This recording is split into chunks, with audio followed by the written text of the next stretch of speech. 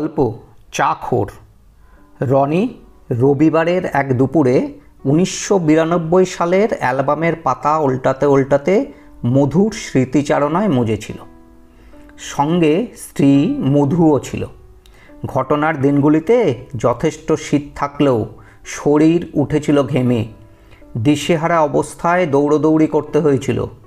রনি আর অমল এক পাড়াতে থাকতো, একই স্কুল কলেজে পড়াশোনা, খেলার মাঠে দাপাদাপিও একসঙ্গে। বড় হওয়ার পর সকাল সন্ধেবেলা চায়ের দোকানে হাজিরা চাই। অবসর সময়েও হাজির সব বন্ধুরা। অগন্তি চা আর সিগারেটকে সঙ্গী করে শরীরও ধ্বংসের খেলায় মেতে উঠত। এরপর বাবার চাকরির সূত্রে বিভিন্ন শহরে থাকতে হতো। পরবর্তীতে নিজের চাকরির সূত্রে হায়দ্রাবাদের স্থায়ী বাসিন্দা।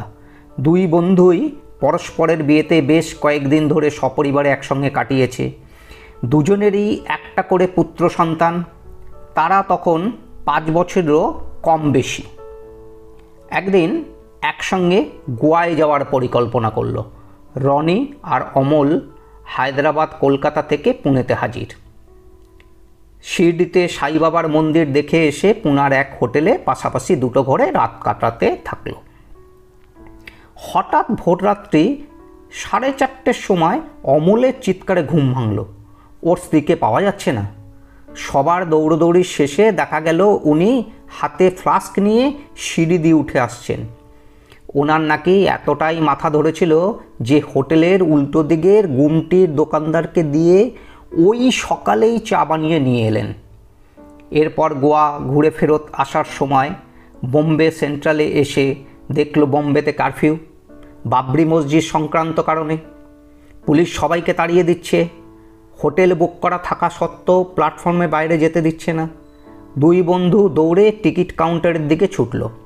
বাচ্চাদের নিয়ে দুজন মহিলা লাগেজ পাহারা দিচ্ছে। টিকিট না পেয়ে দুশ্চিন্তা নিয়ে ফিরে এলো।